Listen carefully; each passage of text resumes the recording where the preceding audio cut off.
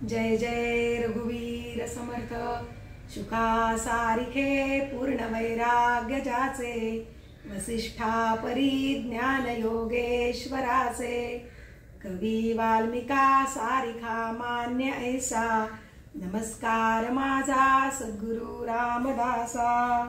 जय जय रघुवीर समर्थ। नमस्कार, मी सौ वैशाली कोतकर। चैतन्य महिला मंडळाच्या दासबोध वाचन या उपक्रमात मंडळाच्या अध्यक्ष सौ मंजुषा नेर यांनी मला संधी दिली, त्याबद्दल त्यांचे आभार मानते। समर्थ रामदास स्वामींचा जन्म जाम येथे 1530 साली चैत्र शुद्ध नवमीस माध्यान्ही म्हणजे रामजन्माच्या वेळी झाला। त्यांचे बालपणीचे नाव नारायण होते। समर्थ 8 वर्षाचे असताना वडिलांचे निधन झाले, त्यामुळे ते अंतर्मुख झाले व ईश्वर दर्शनाची तळमळ लागली। पुढील वर्षी रामाने दर्शन देऊन 13 अक्षरी राममंत्राचा जप करण्यास सांगितले। वयाच्या 12व्या वर्षी लग्न मंडपातून पळून गेले व नाशिकला टाकळी येथे 12 वर्षे तपश्चर्या केली। उत्कृष्टपणे रामोपासना केली। साक्षात हनुमंताने मार्गदर्शन केले, त्यामुळे आत्मसाक्षात्कार झाला। वयाच्या 24व्या वर्षी तीर्थयात्रेला बाहेर पडले। 12 वर्षे भारतभर पायी प्रवास केला। 36व्या वर्षी कृष्णातीरी आले। अंगापूरच्या डोहात रामाच्या मूर्ती मिळाल्या, त्यांची स्थापना चाफळ येथे केली। पुढे शिवरायांना अनुग्रह दिला। प्रतापगडावर देवीची स्थापना केली। 11 मारुतींची स्थापना केली। 1100 मठांची स्थापना केली। अशी अनेक कार्ये समर्थांनी केली। त्यात श्रीमद दासबोध हा ग्रंथ समर्थांनी शिवथरगड येथे लिहिला व समर्थ शिष्य कल्याण स्वामी दासबोध हा ग्रंथ समर्थांनी शिवथरगड येथे सांगितला व समर्थ शिष्य कल्याण स्वामींनी तो लिहून काढला। त्याबद्दल आपण थोडक्यात माहिती बघूया। दासबोध हा असा आध्यात्मिक ग्रंथ आहे ज्याची सुरुवात कुठल्याही देवाला वंदन न करता होते। तर दासबोध हा गुरु शिष्यांचा संवाद आहे। श्रोते पुसती कोण ग्रंथ, काय बोलिले जी येथ, श्रवण केली याने प्राप्त, काय आहे श्रीराम। तर श्रोते विचारतात, हा ग्रंथ कोणता आहे, त्यात काय सांगितले आहे आणि त्याचा अभ्यास केल्याने काय फळ मिळेल। या सर्व प्रश्नांची उत्तरे समर्थ पुढील ओळीत सांगतात। ग्रंथानाम दासबोध, गुरु शिष्यांचा संवाद, येथ बोलिला विशद, भक्ती मार्ग श्रीराम। या ग्रंथाचे नाव दासबोध असून हा गुरु शिष्यांचा संवाद रूपात आहे। तसेच यात भक्ती मार्गाचे स्पष्ट विवेचन केले आहे। थोडक्यात आपल्याला पडणाऱ्या सर्व प्रश्नांची उत्तरे ह्यात मिळतात। या ग्रंथाची सुरुवातच विचारपूर्वक आहे। नवविधा भक्ती, ब्रह्मज्ञान म्हणजे काय, वैराग्य लक्षण अशा अनेक गोष्टी सांगितल्या आहेत। भक्तीच्या मार्गाने जाणाऱ्यास ईश्वराचे दर्शन नक्की घडते। त्यासाठी उत्कृष्ट भक्ती कोणती, ज्यास अज्ञानाचा स्पर्श नाही असे शुद्ध ज्ञान कोणते, हे सांगितले आहे। दासबोधात त्याचबरोबर आपल्या दैनंदिन आयुष्यात येणारे अनेक विषय येतात। तो वाचताना आपल्याला जन्मापासून पडणाऱ्या अनेक प्रश्नांची उत्तरे मिळतात। जसे मी कोण आहे, माझा जन्म कशासाठी झाला, देव म्हणजे काय, आत्मा म्हणजे काय, मृत्यूनंतर जीवदशा काय होते, सृष्टी निर्माण कोणी केली, मुक्ती म्हणजे काय, अशा अनेक प्रश्नांची उत्तरे दासबोधात सापडतात। ही यादी खूप मोठी आहे, ती ह्या 5 मिनिटात सांगणे अशक्यच आहे।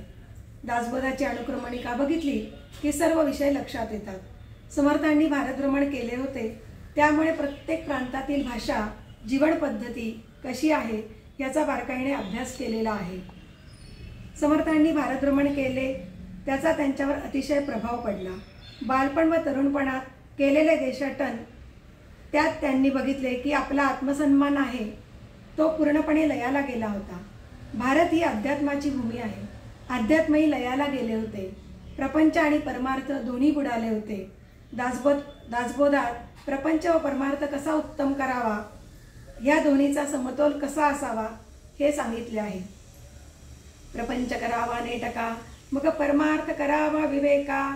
यामध्ये प्रपंच आपण नेटकाच करतो, पण परमार्थ तितका चांगला करतो का।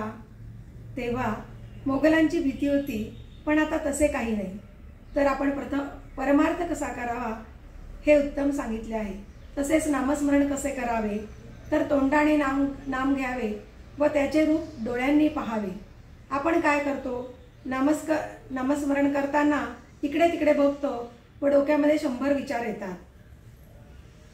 तर हा दासबोध ग्रंथ 20 दशकात विभागलेला असून प्रत्येक दशकात 10 समास आहेत.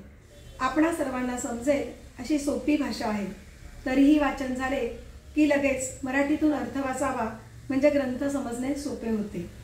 एकेका समासात एक एक विषय घेऊन समर्थांनी दासबोधाची रचना केली आहे.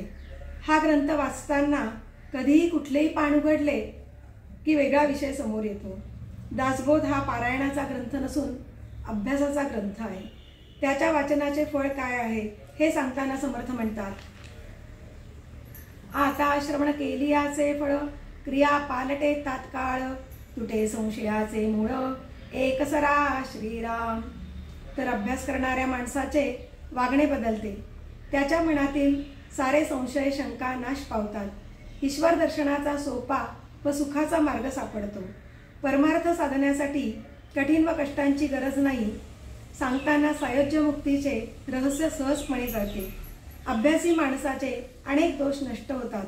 मी देहच आहे या घट्ट समजुतीने वागणाऱ्याला जीवनात अनेक कठीण प्रसंग येतात. त्यासाठी देहाची आसक्ती नसावी. दासबोध लिहिताना कोणत्या ग्रंथांचा आधार घेतला आहे त्याची यादी देखील समर्थांनी दिलेली आहे. तसेच मूर्खलक्षण समास वाचताना ही लक्षणे माझ्यासाठीच लिहिली गेली आहे असे वाटते. अशा अनेक गोष्टींचा अभ्यास करता येतो. या ग्रंथाचे पारायण देखील करतात. दासबोधाचे हे 20 दशक व 200 समास साधकाने स्वस्थपणे अभ्यासावे. असे केल्याने वाचणाऱ्यास रोकडी प्रचिती येणारच असा समर्थांचा विश्वास व आशीर्वाद आहे. दासबोध एकदाच वाचलेली व्यक्ती मिळतच नाही, कारण तो एकदा वाचला की पुन्हा पुन्हा वाचावासा वाटतो. समर्थांच्या शब्दात सांगायचे तर, भक्तांचे निसाभिमाने कृपा केली दाशरथीने, समर्थ कृपेची वचने तो हा दासबोध श्रीराम.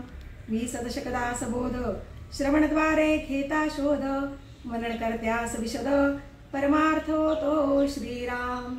20 दशक 200 समास साधके पाहावे सावकास, विवरता विशेषा विशेष कळो लागे श्रीराम. ग्रंथाचे करावे स्तवन, स्तवनाचे काय प्रयोजन, येथे प्रत्ययास कारण प्रत्ययो पहावा श्रीराम. जय जय रघुवीर समर्थ.